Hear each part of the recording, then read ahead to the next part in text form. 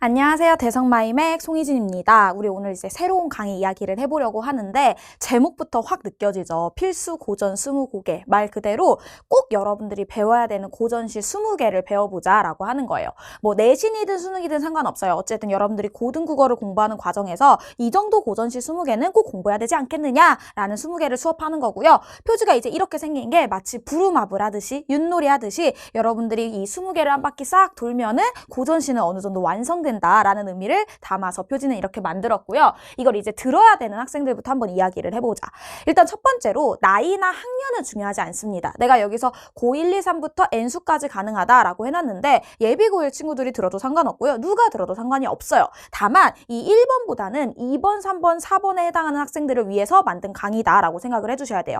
일단 첫 번째는 뭐냐면 여러분들이 외워서만 고전시를 읽는 학생들이에요. 내가 내신 때 송민곡을 배웠어. 내가 내신 때 규원가를 배웠어. 그래서 배운 거는 기억으로 할 수 있는데 새로운 작품을 읽는 게 너무 안 돼 라는 학생들. 그리고 두 번째, 아는 단어를 짜깁기 한다. 이게 무슨 말이냐면 이렇게 행이 하나 나오잖아요. 그러면 그 줄 전체를 읽을 줄 아는 게 아니라 아는 단어만 찾는 거야. 홍진, 풍운 해가지고 아는 단어만 찾아서 그걸로 대충 긍부정만 해가지고 문제 푸는 학생들. 물론 그렇게 해도 풀리는 경우는 있겠지만 사실 그게 어느 정도 경지에 도달하기에는 한계가 있는 거잖아요. 그 다음에 이제 세 번째 같은 경우에는 다들 알고 있을 거야. 고전시는 내신을 위해서든 수능을 위해서는 한 번은 공부를 해야 된다는 걸 분명히 알고 있는데도 계속 미뤄온 학생들이 있을 거예요. 그 학생들을 위해서 준비를 한 강의입니다. 그래서 내가 지금 이 세 가지에 해당하는지 해당하지 않는지 궁금할 수 있잖아. 그럼 요걸 보면 돼요.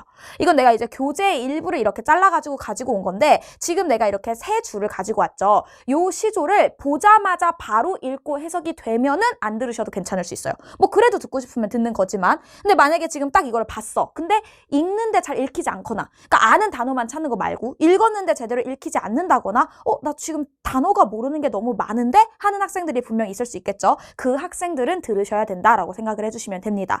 그래서 우리가 더 이상 암기하지 않아도 그러니까 내가 처음 보는 작품도 해석할 수 있게끔 그 다음에 아는 단어만 짜깁기 해서 읽는 게 아니라 그 줄 자체를 해석할 수 있게끔 내신과 수능 모두에 필요한 고전시들을 학습한다라고 생각을 해주시면 될 것 같아요.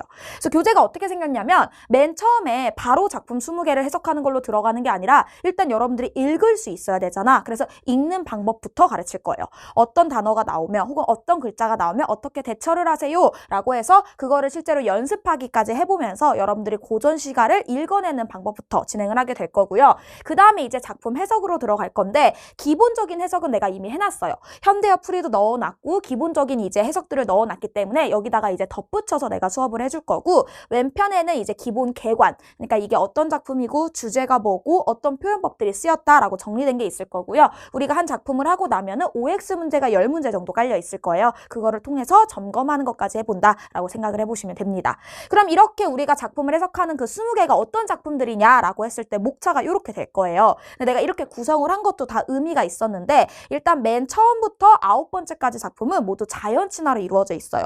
사실 우리가 배우는 고전시의 거의 반절 이상은 자연친화일 때가 많잖아요. 그래서 자연친화들로 이제 구성을 했고요. 가장 이제 쉽기도 하고 자주 보게 될 친구들이라서 앞쪽에다가 배치를 했고 근데 이제 마지막에 있는 7번째, 8번째, 9번째를 보시면은 관동별곡이랑 성산별곡은 면왕정가의 영향을 받았다라고 이제 전해지거든요. 그래서 면왕정가 배운 다음에 그들의 영향을 받은 친구들로 갈 거고요. 그 다음에 이제 혹시 관동별곡을 아는 사람이 있을까 모르겠지만 관동별곡 자체가 어떤 내용이냐면 나 자연 너무 좋아.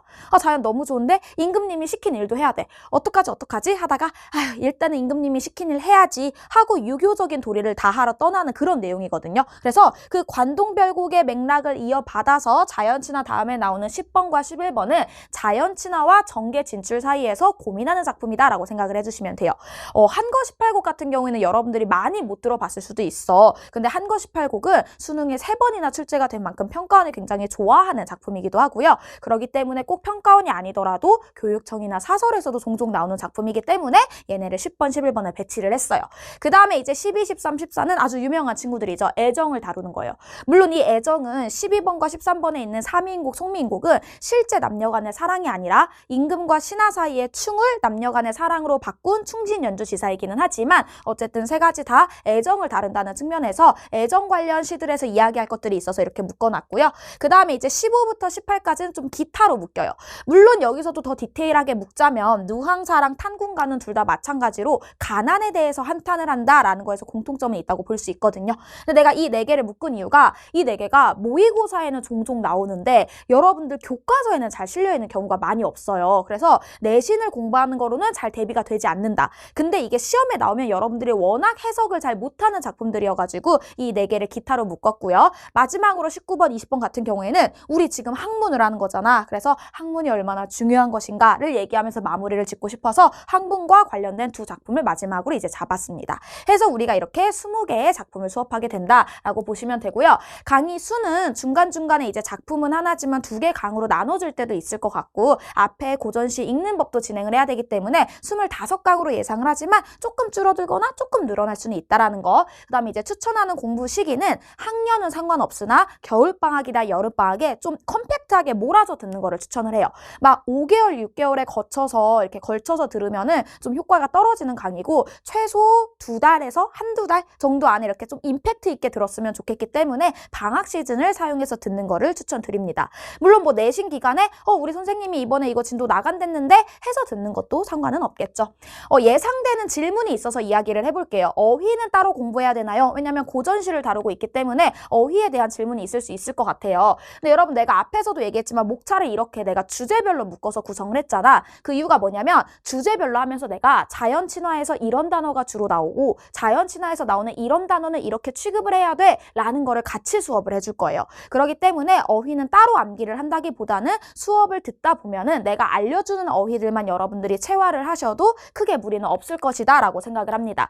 다만 내가 한 12월 초에서 중순쯤에 어휘집을 별도 판매를 올릴 거고요. 수강후기 이벤트를 해가지고 당첨이 된 친구들은 어휘집을 주기도 할 거예요. 필요한 학생들이 있을까봐 어휘집을 따로 제작은 했지만 당장의 교재 안에 들어가 있지는 않다. 하지만 수업을 들어오면은 충분히 따라올 수 있고 필수 어휘들을 외울 수 있을 것이다 라고 생각을 해주시면 되고요. 두 번째, 20개만 들으면 수능 국어가 대비되나요? 하면 솔직히 그거는 아니에요. 왜냐면 요새 수능 트렌드 자체가 이렇게 유명한 작품들을 내기보다 어떤 스토리성이 짙은 작품들, 그 다음에 어떤 디테일을 잡을 수 있는 작품들을 많이 내고 있기 때문에 이 20개만 한다고 수능 국어가 완벽히 대비되는 것은 아니지만 그렇지만 이제 내신 국어에도 도움이 많이 될 거고요. 여러분들이 평가원 것만 푸는 게 아니라 수능을 준비하다 보면 교육청 것도 풀고 사설 것도 풀 거잖아요. 거기에 나오는 작품들은 충분히 될 거고요. 수능 같은 경우에도 사실 이제 내년 수능 이후에 바뀌게 될 거기 때문에 다시 기조가 원래대로 회복이 된다라고 하면은 충분히 출제 가능성들이 높은 작품이다. 이렇게 생각을 하시면 될 것 같습니다.